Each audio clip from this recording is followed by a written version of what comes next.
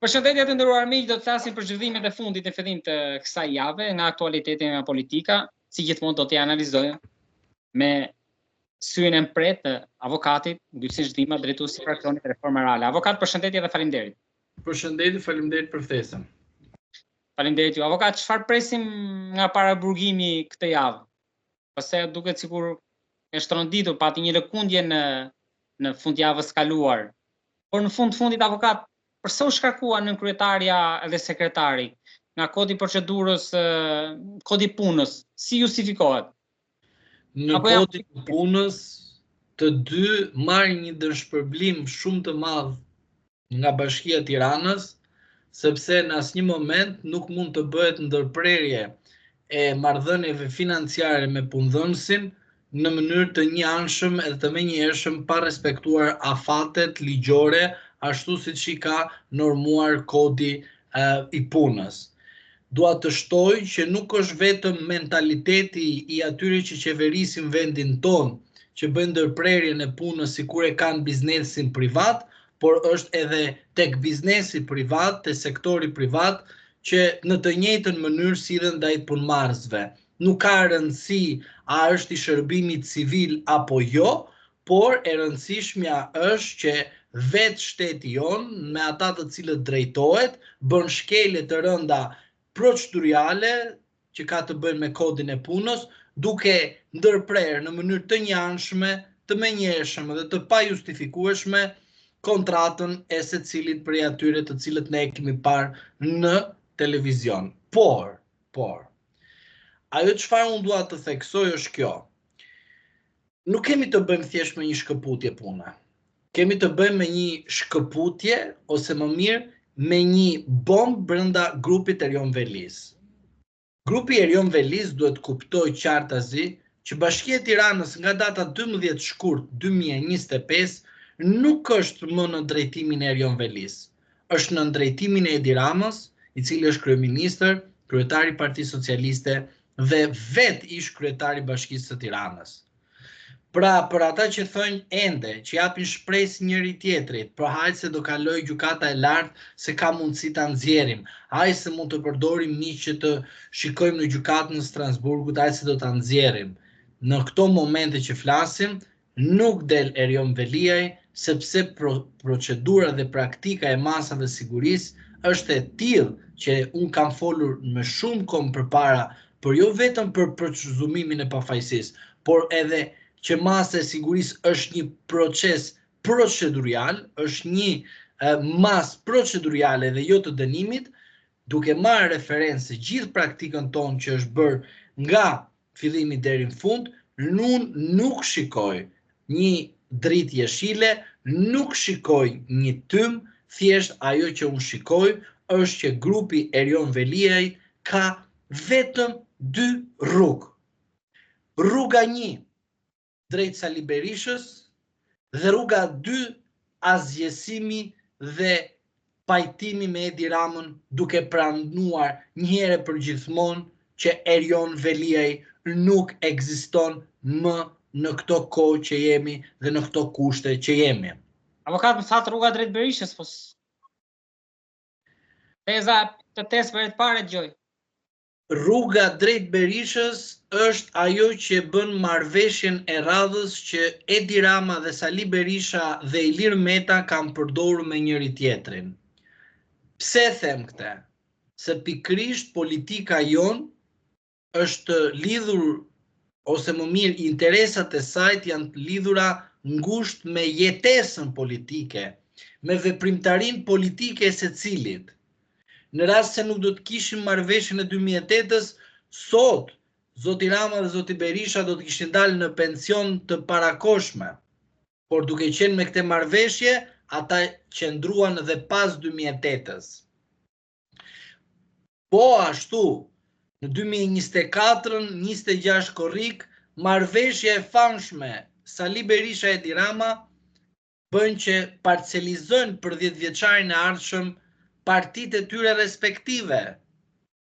Pra do të thotë që Zoti Veliaj nëpërmjet grupit të tij dhe jo statuseve të tij o të shkoj drejt Sali Berishës dhe të bëj marrëveshje për shpëtimin e lëkurës së tij, se në rast se Erion Veliaj nuk bën marrëveshje me Sali Berishën, destinacioni i tij përfundimtar është i denuar në mentalitetin e Kushtetutës së 1976, ku ai është pjesë e një partie që vjen nga ai horizont. Po marrëveshja për çfarë do bëhet, për të qenë më konkret?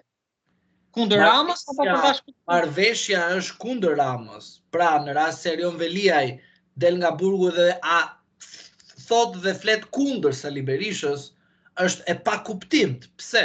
Se pikërisht Sali Berisha nuk ka pushtetin. Ai që e ka pushtetin është Edi Rama. Prandaj ai nuk flet një fjalë për Edi Ramën, por në rast se Rama nesër në një të ardhme, Edi Rama do ta humbasë pushtetin, të jem realist. E di pse e them do ta humbasë pushtetin? Sepse pikërisht pushteti nuk është i përjetshëm. Vetëm në rast se ai është në pushtet dhe Zoti do ta marrë me vete para kohe, le ta marrë. Por puna është këtu që pushteti aktual që ekziston ka edhe ngritje dhe ulje, po ka edhe ulje drastike. Nga maja në poshtë direkt, kështu si Erion Veliaj.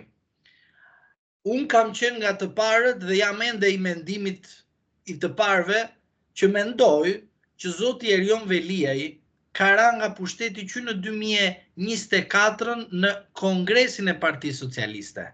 Po, e kemi artikuluar disa herë, po. Asnjëri nuk e beson të thot çfarë thot ky. Por për shkak se nuk kam qenë në opinionin publik dhe nuk kam baj qendrime, përveç kësajt të jem realist me ju, edhe me rastin e Zotit Sajmir Tahiri, të njëjtin qendrim kam pasur që pavarësisht se ai është ministër i brendshëm, unë mendoje që ai do të ketë një destinacion shumë të keq në karrierën e tij politike. Por rrethi që më ka dëgjuar dhe kam folur, normalisht e din shumë mirë çfarë kam thënë dhe si e kam thënë. Edhe për Zotin Ahmetaj kam thënë po të njëjtën gjë me njerëz të cilët ka qenë të lidhur me Zotin Ahmetaj. Pra, ata të cilët janë në pushtet nuk kuptojnë zbritje nga pushteti sepse janë të rrethuar me servil. Në rast se Zoti Tahiri, Zoti Ahmetaj, Zoti Veliaj do të kishte kurajën dhe do t'i thoshte vetes që ja të hap pak veshët dhe të dëgjoj, normalisht sot ata nuk do t'ishte njëri në Arati, tjetri burgaxhi në shtëpi dhe tjetri në burgun e Durrësit. Pra, asnjëherë pushteti nuk është absolut. Se kam dëgjuar nga shqiptarët, është i fortë ai, ministri i rendit i fortë. I fort mund të jesh, por në rast se diçka te i kalon mendjen, por te i kalon vetë përmbajtjen, vetë aftësinë, i jep fuqi të tepruar vetes, atëherë kemi të bëjmë me një pakujdesje të madhe, e cila në fund të fare të çon tek muri, të përballë me murin, thyn kokën dhe në fund fare nuk ke nga se ta nisësh nga e para, sepse pikrisht Partia Socialiste e viteve 1976 me mentalitet të tillë të çon pas ekurave duke justifikuar se reformën në drejtësi e ka bërë ai. Prandaj që ta konkludoj, marrëveshja me Sali Berishën Veliajn e shpëton. Marrëveshja me Edi Ramën Veliajn e gropos. Po ka këtë javë, se tani është bërë diskutimi jo çfarë do presim këtë muaj e këtë vit, por këtë javë të paktën. Duke qenë se ne bisedat një javë bëjmë një përmbledhje të aktualitetit më së paku. Çfarë do presim këtë javë nga Durrësi? Se pam troditjen PS nga ajo lufta në distancë me emërime dhe shkarkime me disa firma. Po këtë javë çfarë do presim? Erion Veliaj nuk do rri i qetë.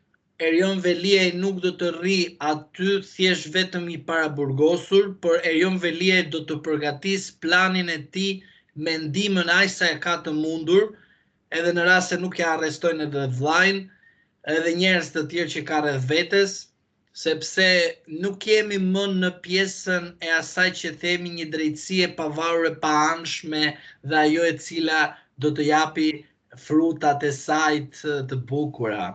Kjo është për ata të cilët Kjo do me thënë, po e kuptojnë. Jo, unë akoma e besoj se kuptojnë ata, po mirë t'i bëhet sepse kur nuk e kuptojnë, ta shikojnë edhe pastaj ta mendojnë kur do të kenë ra nga pushteti. Se tani akoma nuk e besojnë edhe ata që janë në pushtet. Prandaj ne po ja themi që ta kuptojnë edhe ata dhe qytetarët shqiptarë, jo për ata, sa ata i dim ç'a janë, por qytetarët të kuptojnë që drejtësia e servirur në kaq shumë nxitim dhe me kaq shumë padurim nga Edi Rama nuk është drejtësia reale, është një drejtësi e varrit, e gropës dhe e pushkatimit. Por uroj që mos ta preki dikush edhe mos ta preki dikush që atëherë të zgjohet. Gjithsesi, te plani e duam, te plani që më thatë për Veliaj.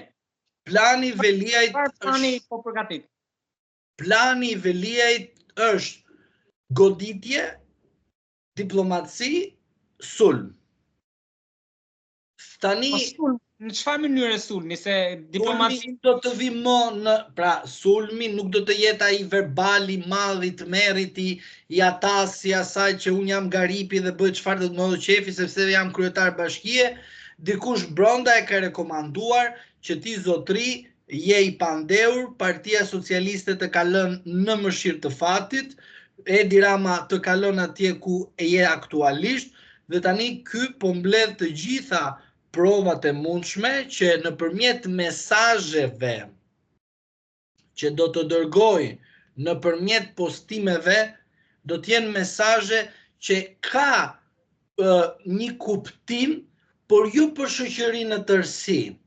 Do të ketë mesazh drejt për së drejti për Edi Ramën. Prandaj them, do të jetë dhe goditja, dhe diplomacia, dhe sulmi. Po sulmi nuk do ta di askush tjetër përveç dy personave. Edi Rama, Erion Veliaj. Erion Veliaj, Edi Ramës. Pra, avokat, po të marrim rastin e situatës luftës, duke qenë se futem edhe në geopolitik me situatën e tarazuar, këto fuqitë e mëdha përdoren edhe këto zonat dhe shtetet proxy. Tani, në këtë rast, kush mund të përdoret kushte për të goditur në mënyrë indirekte? Pra, jo vetë ndoshta Veliaj, por persona të tjerë. Si mund të futen në këtë lojë? Jo, unë do të them vetëm loja midis Edi Ramës dhe Erion Velis, asnjë tjetër nuk futet në këtë lojë. S'ka, ju thoni përballje direkt, ballë për ballë, domethënë. Pra, tre janë pikat. Goditje, pra goditja mund të jetë një shkrim. Diplomacia që ti je kryetari mirë kështu dhe fund fare, shiko, unë edhe ti jemi bërë këtë punë të bukur për qytetin e Tiranës. Një shembull i tillë. Dhe kjo normalisht tregon tre pika kryesore, goditja, diplomacia dhe sulmi. Mos them diplomacin do ta konvertojmë me servilizëm, e vendosim dhe fjalin servilizëm, s'ka problem.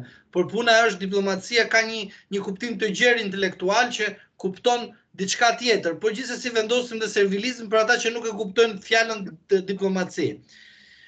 Por mos keq kuptojnë këto tre pika. Që do të thotë zoti Veliaj do të flasë me zotin Rama derisa të shkojë çështja e tij në gjykatën e lartë. Se kolegji penal në rast se do të bëjë një nder te zoti Veliaj do të marrë urdhër nga zoti Rama. Në rast se kolegji penal nuk bën një veprim për të liruar zotin Veliaj, zoti Veliaj do të mbasi të gjitha ato shpresat e tij dhe nga gjykata Europiane të Drejtave të Njeriut, sepse zoti Veliaj është një kryetar bashkie dhe nuk është deputet. Pra, zoti Veliaj dhe zoti Meta nuk mund të keq kuptojnë rastin e tyre sepse ata nuk janë deputet dhe rasti Berisha është gjë tjetër. E kemi thënë të qytetarët shqiptar. Rasti Berisha është që një deputet i parlamentit shqiptar spaku shkon ja merr imunitetin ose detyron të bëjë një veprim që është jashtë standardeve. Ndërsa zoti Meta dhe zoti Veliaj janë krejt ndryshe dhe nuk ekziston praktik që ata të lirohen nga gjykata Europiane të Drejtave të Njerëzit. Është çështje e mbyllur kjo. Avokat, tek raste, besoj keni dëgjuar disa pista aludime që ka përmendur zoti Berisha për Veliajin. Nga i ka shkuar plumë në zarf, e kanë droguar, i kanë çuar për ta kërcënuar. Që nga këto besoni së pari që mund të ketë ndodhur dhe së dyti përgjimet mendoni që do bëhen publike ndonjëherë? Asnjëherë unë nuk besoj zotin Berisha kur flet politikisht. Për ata që besojnë zotin Berisha dhe zotin Meta dhe zotin Rama politikisht, do thotë që kanë humbur çdo gjë nga intelekti i tyre dhe nuk mund të reflektojnë atë çfarë thot Berisha, Meta dhe Rama që të kuptojnë në të vërtetë çfarë është në konkrete, jo thjesht fjali se ata këtu e 34 vite kanë vrarë njëri tjetrin dhe sot kemi arritur në situatën që ata janë burgaxhi. Pra, burgaxhi aktualisht ke Ilir Metën, burgaxhi e ke Sali Berishën dhe burgaxhi do ta kesh në një të ardhme dhe Edi Rama, se s'mund të jetë edhe ai pa prekur. Prandaj thash, ajo që mund të mos preket ndonjëherë nga ana e burgut është ajo që themi aksidentit që Zoti na merr para kohë dhe nuk dim se edhe ne se dim fare kur jetojmë sot, nesër dhe ikim. Por Zoti Rama është, jam i bindur, që në gjitha rrethanat, kujdes edhe atë që thash për Veliene, ato 3 pikat, do të përfundoj burgaxhi. Pse? Sepse një person i izoluar, edhe sikur ta terrorizosh, ai do të shkojë të bëjë një marrëveshje me prokurorin. Sepse në fund fare ai që është i izoluar, pas 4 muajsh që është brenda, kupton të vërtetën.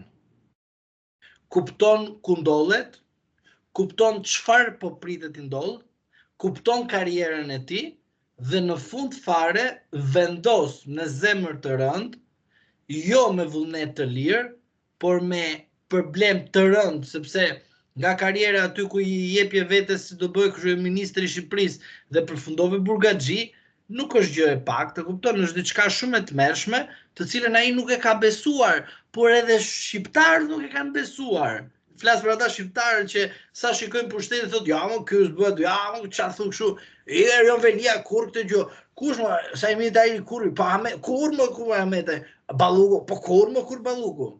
Pra, do vi një ditë. Kur Edi Rama, ja kam treguar në vendimin e Edi Ramës, pasi herë se ka kuptuar. Vendimi i gjykatës kushtetuese Edi Rama është për ty. Por akoma nuk e ke kuptuar, sepse rrethi jota ka bërë që mos ta kuptosh. Kush vendim? Vendimi i gjykatës kushtetuese për Sali Berishën nuk është për Sali Berishën, që lejon spakun të marri në procedim dhe në detyrim paraqitje një politikan me mandatin e deputetit. Rasti që Edi Rama thoshte do ta mendoja do jem në listë apo jo,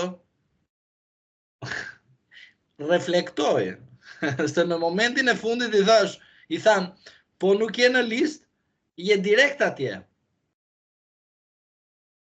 Sepse mentaliteti i këtyre është ajo smundja që e kam thënë. Erë një paprekshëm, Edi Rama ende mendoj që është i paprekshëm, por ai nuk e kupton mënyrën se si ne punojmë si shtet dhe si kombë dhe si popull. Nesër të del ty një pushtet tjetër opozitar, që nuk është Sali Berisha, është dikush tjetër, do të marrë karriken, nuk do pyesi mua është Edi Rama, Altin Dumani apo njëri tjetër, do filloj të godasi, se s'ka që t'i bëjmë Edi Rama. Se Edi Rama i ka prekur të gjithë, i ka shtrydhur atë që ka rreth vetes, nuk ka më çfarë energji t'i sjellë atyre dhe t'i japin ata atit. Por ai që mendon të marrë dhe mandatin e 4 e bën vetëm për këtë qëllim, që edhe sikur ta marrë mandatin e 4, përsëri nuk ka çfarë të bëjë me atë mandat, sepse në Bashkimin Evropian nuk shkon kur pa opozit. Nuk shkon në Bashkimin Evropian, nuk i mbyll negociatat, se nuk ka perëndimor të besoj ty që merr 4 mandate dhe ai që është presidenti i Francës me zor merr një mandat, dhe ai që është i Gjermanisë me koalicion merr mandat dhe ti na dole me 80 mandate nga delti, thot ai. Se mirë, ma jep edhe mua sekretin që të shkojnë unë të marrë dhe 20 mandate të fus në Bashkimin Evropian. Mendoni ju se ka budallë në Bashkimin Evropian që do të hapin negociatat dhe do t'i mbyllin brenda 4 vite? A mendoni këtë gjë? Jo, një sekond, ta bëjmë si diskutim. A mendoni ju të ndodhi kjo gjë? Se 27 janë rrethana gjeopolitike. Jo, 27 vendet të Bashkimit Evropian nuk do të pranojnë kurrë që të vendosin në Bashkimin Evropian, apo do një Bashkimin Sovjetik është gjë tjetër, të mini Schengeni midis Serbisë dhe Shqipërisë është gjë tjetër, ato apo jemi dakord aty, mund të bëhet ndonjë gjë në dallaver aty. Po nuk ekziston vendet e Bashkimit Evropian dhe kur ka qeveri edhe aty që janë ditë për ditë përballen me zgjedhje të parakoshme, të pranojnë Shqipërinë dhe Edi Ramën në Bashkimin Evropian dhe duke bërë edhe duke mbyllur kapitullit brenda 5 minutash. Të lutem të jemi serioz dhe të shikojmë me një, do të thoja, me një seriozitet dhe me një pjekuri dhe mënyrën se si ndodhi dhe dhënia e statusit kandidat. Pra, hapja e kapitujve. Ana thoshte çdo 4 vite do hapen kapituj dhe ku arritëm me zor u hapën sepse filloi një Biden, një plak atje, një matuf atje dhe bërë një luftë me të artificiale me Ukrainën, që sot na del Trumpi dhe na thot që po bë bixhoz ti luftën e tretë botërore, më zotri, kush je ti më? Ukrainat na bëjnë ne të flasim me veten. Prandaj po të them që të jemi realist dhe të themi të vërtetën ashtu siç është, nuk ka Bashkim Evropian para 2030-s, ka negociata, ka kapituje të cilët do të mbyllen kur do të jenë plotësuar kushtet. Dhe në këto kushte që jemi sot, Erion Veliaj, Ilir Meta, Edi Rama, Sali Berisha të kuptojnë qartazi që loje që kanë kanosur ndaj njëri tjetrit me drejtësinë do të vi përpara tek ata dhe pasi të pastrohet klasa politike, atëherë Shqipëria futet në Bashkimin Evropian dhe Shqipëria nuk do të futet nga Bashkimi Evropian nga Edi Rama. Avokat, më përmendet pak më lart përveç Ramës e Dumanit, që janë emrat më të lakuar, tani këtë javë ka qenë edhe Yuri Kim. U hoq, u shkarkua, u emërua, u vendos këtu, u dërgua atje.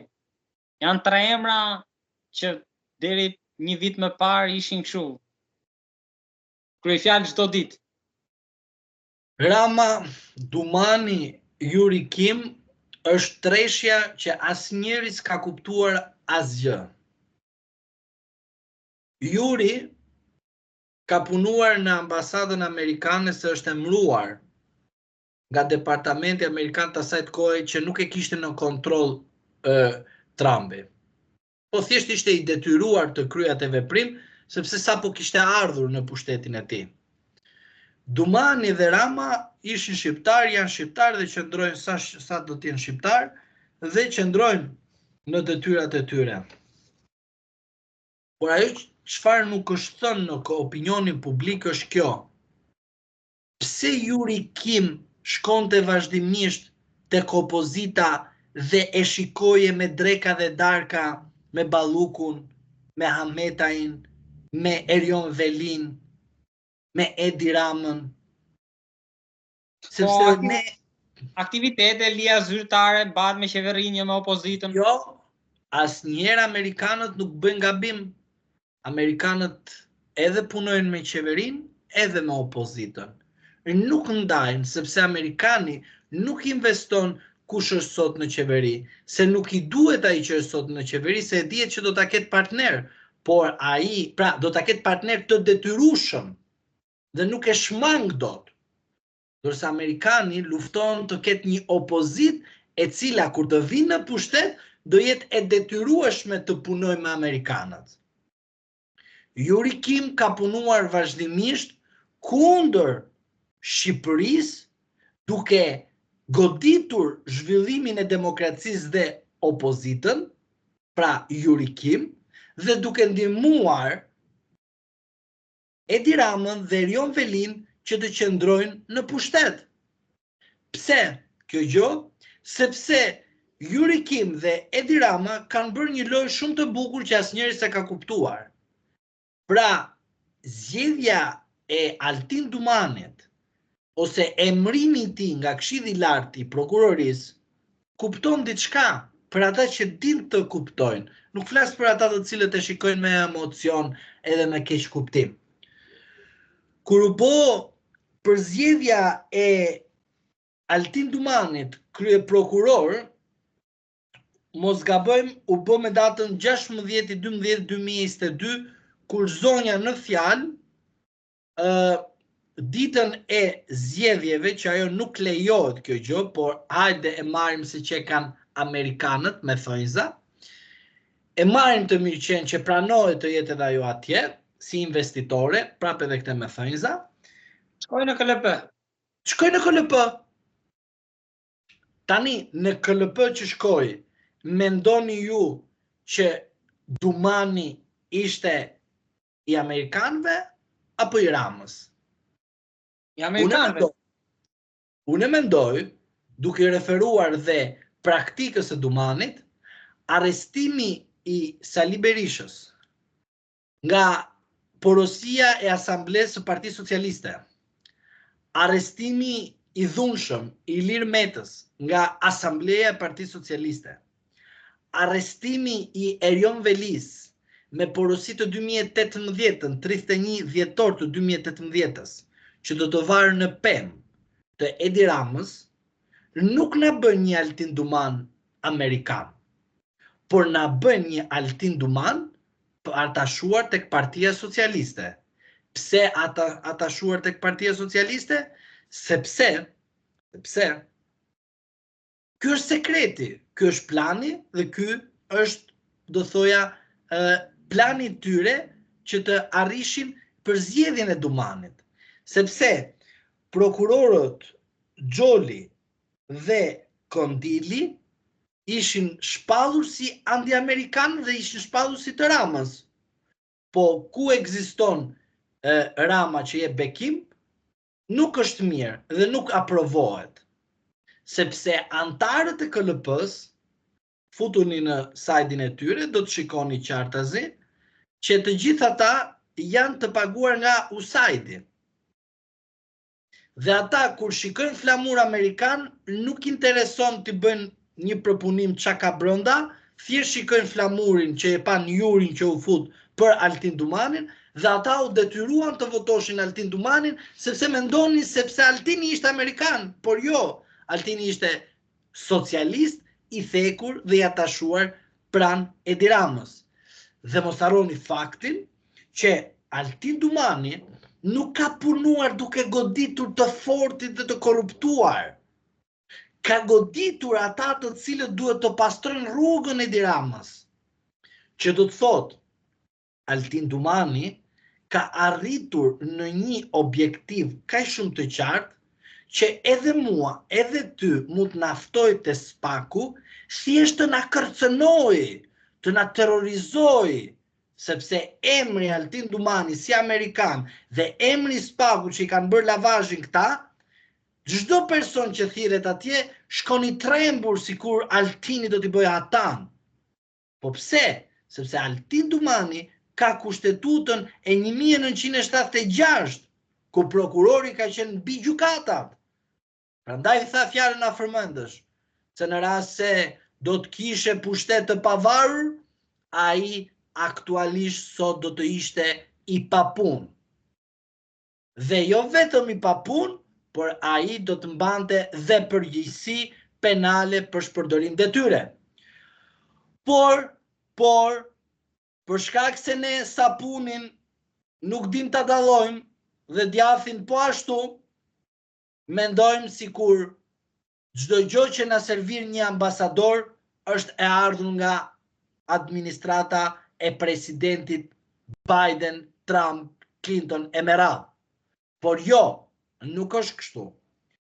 Prandaj unë them që kjo që unë sapo citova, që s'është pothuajse nga askush, nuk ekziston të thot dikush këtë gjë, sepse nuk don të thot sepse prish raportet me amerikanët. Avokat, me që jemi tek raportet me amerikanët, se janë dhe këto vizat në mes tani, pat njoftimin e fundit ambasadës.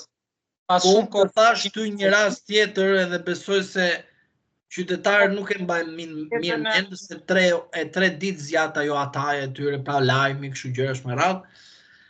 Po ma thatë në bisedën e fundit që jam i bindur që ka edhe politikanë të cilët nuk kanë mundësi më të udhtojnë drejt Shteteve të Bashkuara të Amerikës.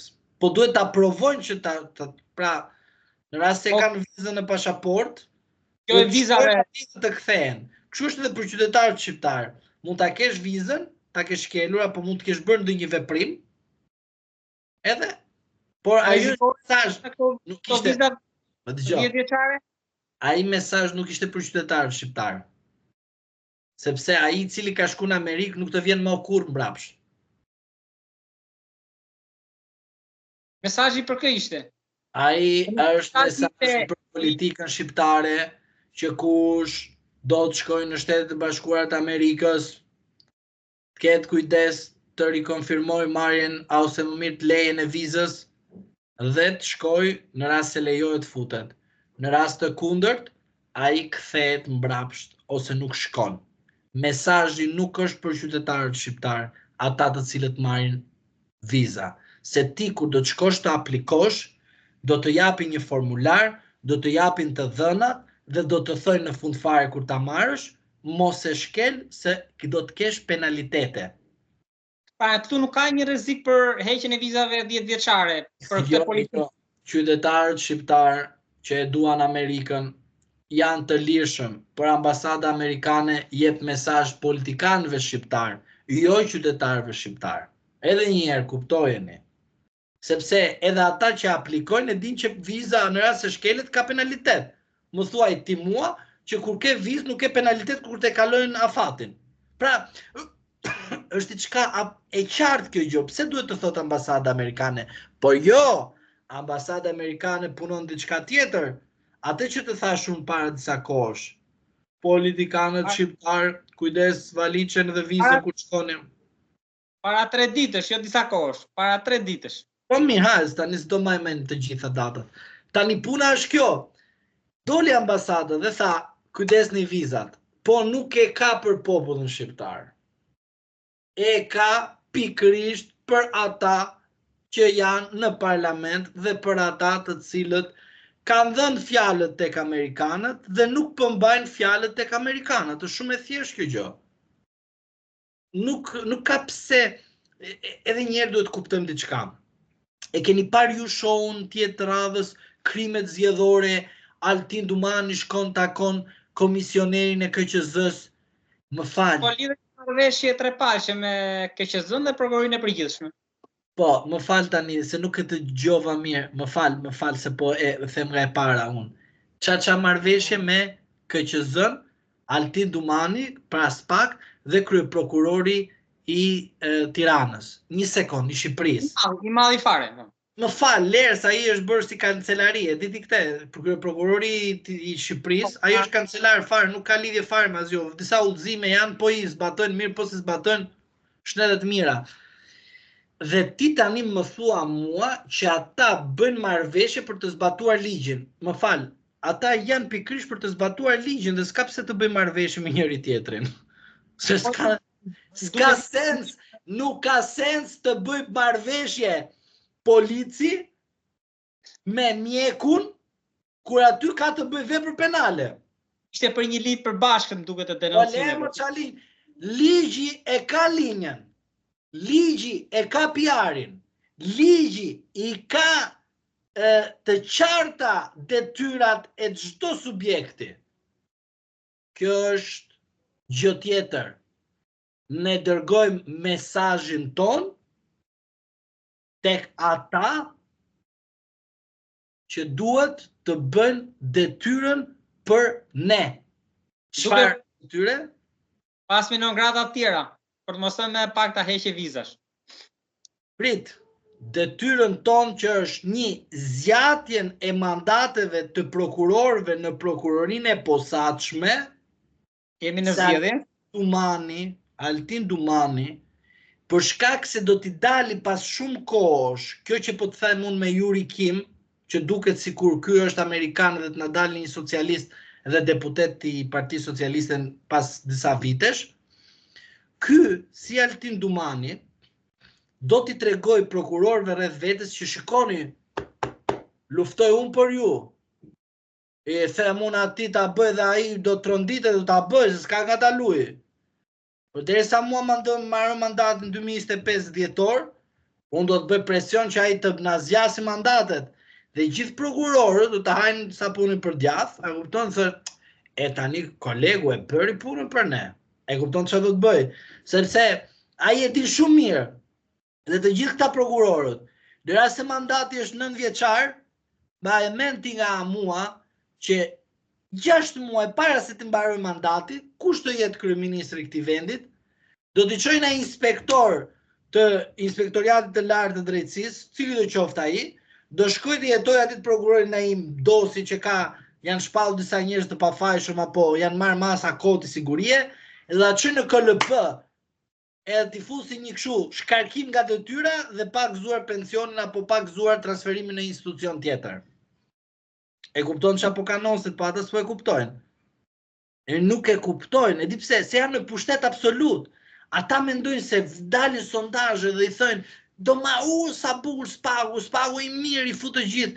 Jo, Spaku po bën punën për të pastruar rrugën e Edi Ramës, sepse pikrisht ka nevojë nga Edi Rama momentalisht për zgjatjen e mandateve të prokurorëve.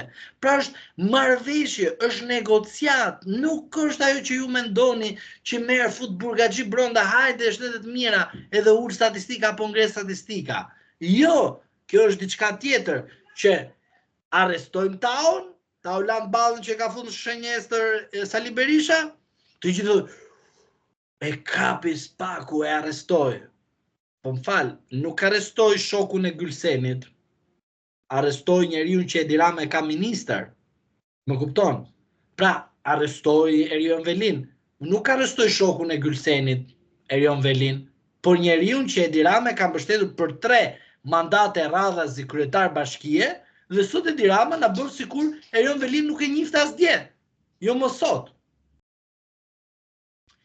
Prandaj, loja që do bëhet në datën, se dëgjoj sekretin, 16/12/2025, do ta shikosh pikrisht të KLP-ja.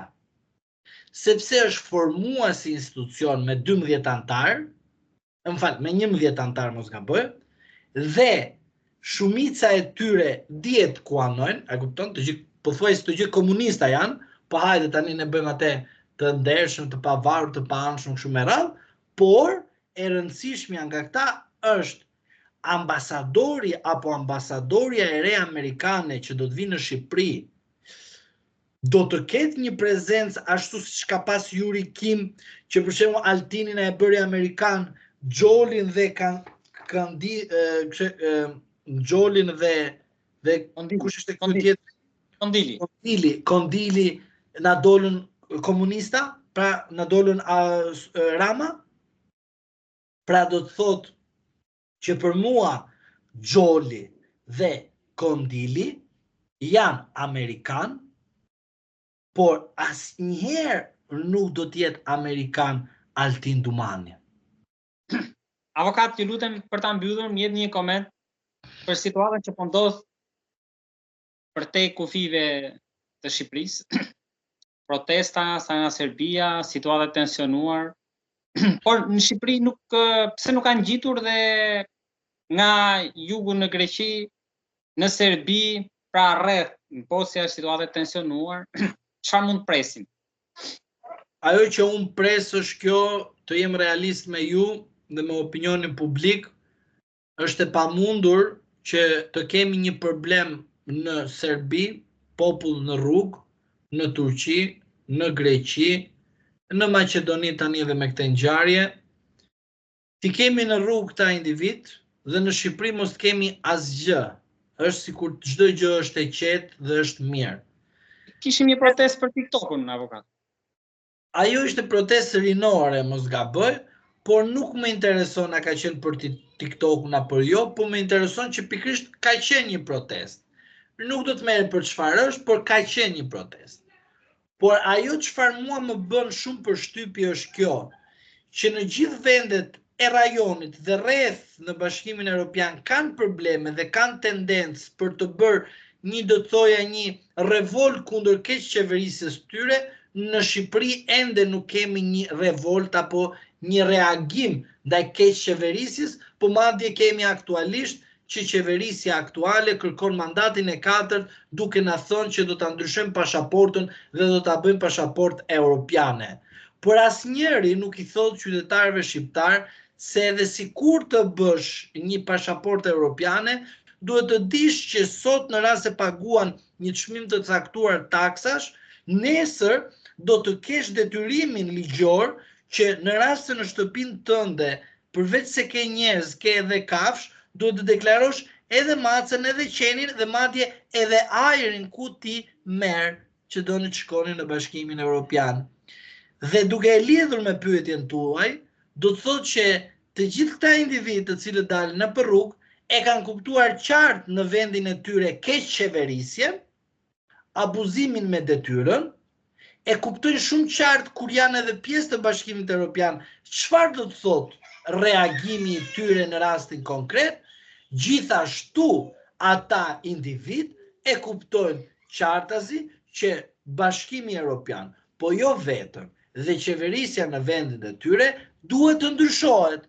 Prandaj ndodhin këto veprime, sepse mos harrojmë edhe faktin që edhe ndryshimi i presidentit amerikan pati do thoja një zgjim apo një ndryshim politik, sidomos në Gjermani, kur francezët dhe gjermanët janë sikur ata janë, do thoya qeverisja e Bashkimit Evropian, kemi një lëkundje midis tyre, të cilët nuk shfaqen momentalisht se kemi të bëjmë me rastin e Ukrainës, por pasi të ndodhi edhe kjo gjë, atëherë ne do të shikojmë qartazi që në të gjithë globin pothuajse do të kemi trazira, do të kemi ndryshime, do të kemi patjetër dhe veprime të cilët nuk i kemi parë ndonjëherë, ashtu edhe në Shqipëri do të kemi veprime të cilët kanë të bëjnë me një urrëtie ndaj jo vetëm klasës politike, por protagonistëve kryesor që janë në skenën politike, ata të cilët kanë 34 vite dhe s'japin rrugëzidhje, normalisht do të kemi dhe një acarim të tillë, por ajo mbetet për tu parë në zgjedhjet parlamentare në Shqipëri, në zgjedhjet e ardhshme, kush nga partitë politike do të marrë qeverisjen, si do ta marrë qeverisjen dhe patjetër do të kemi reagime dhe normalisht që do të kemi edhe rezultate të cilët mund të jenë të kënaqshme, mund të jenë edhe të pakënaqshme, por normalisht ato do të jenë rezultate. Avokat, faleminderit shumë për analizën e situatës politike dhe të aktualitetit në brenda vendit, por edhe përtej Shqipërisë. Faleminderit edhe ju për ftesën.